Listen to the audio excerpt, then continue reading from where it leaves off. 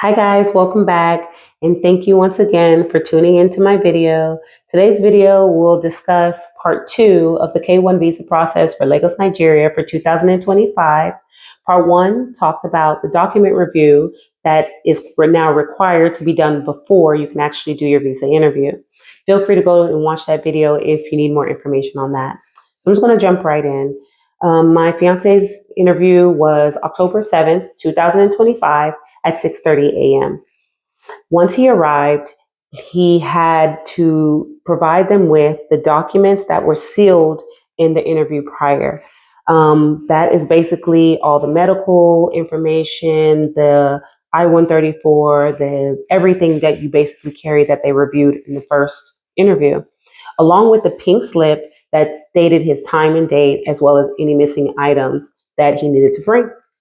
So once they reviewed the pink slip and confirmed that he was actually supposed to be there, they let him in.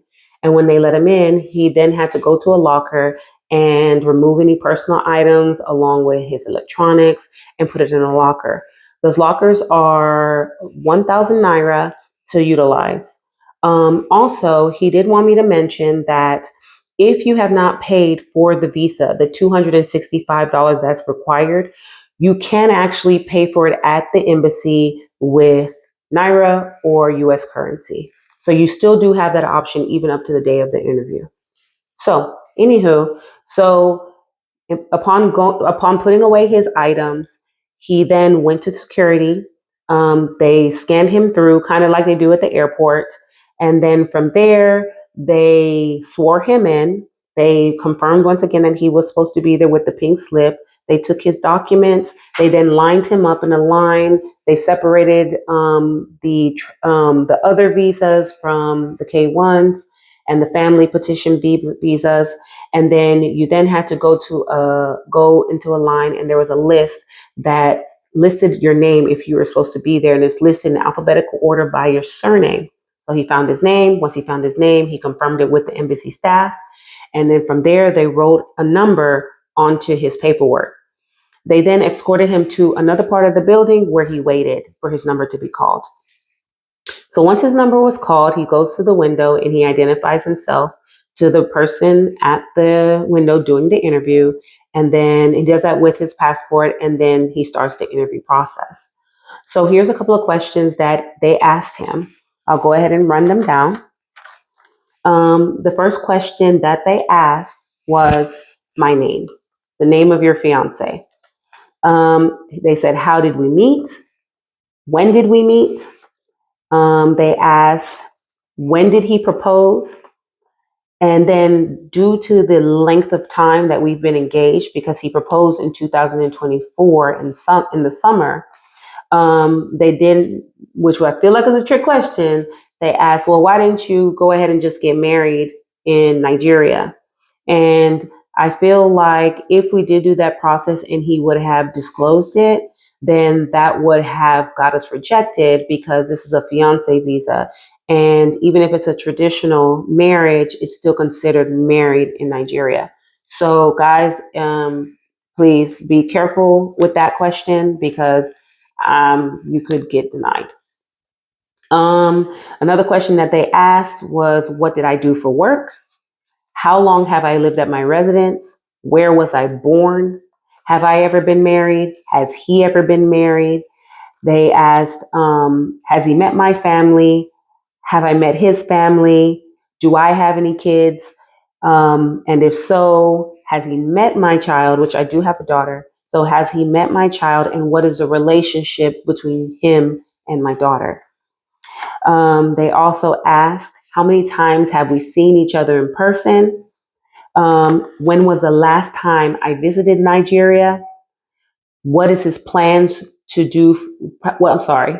What is his plans on working, or what does he plan to do when he comes to the States? So, and in that sense, it was done. And he said it was very simple. It was like a regular conversation. And from there, we were approved. So that's wonderful. So, in the midst of all that, he did also tell me that the questions are not like in a list and everybody's asked the same questions. Depending on the person you get, could ultimately depend on how hard these questions are.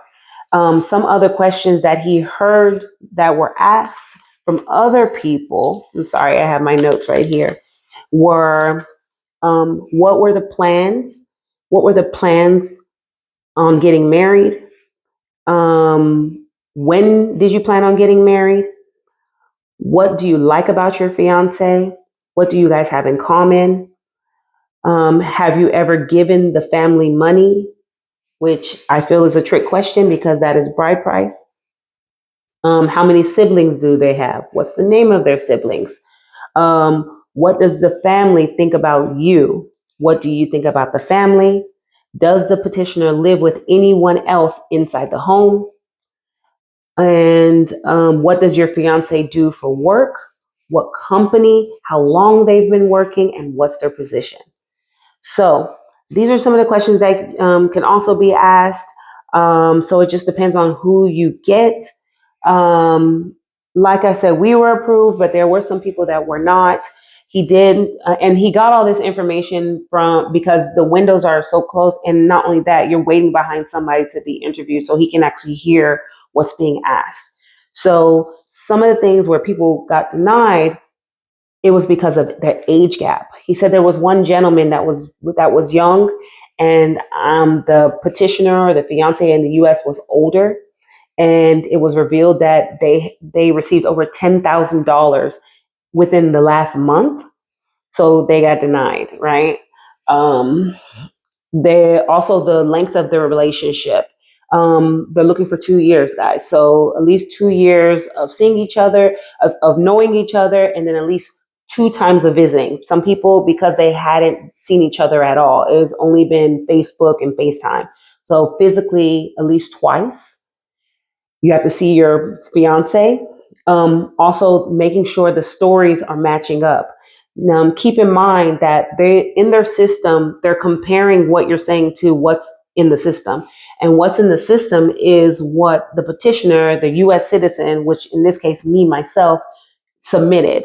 So he's basically just answering everything, and based off of those answers, if they don't add up, then you're done. You're disqualified, right?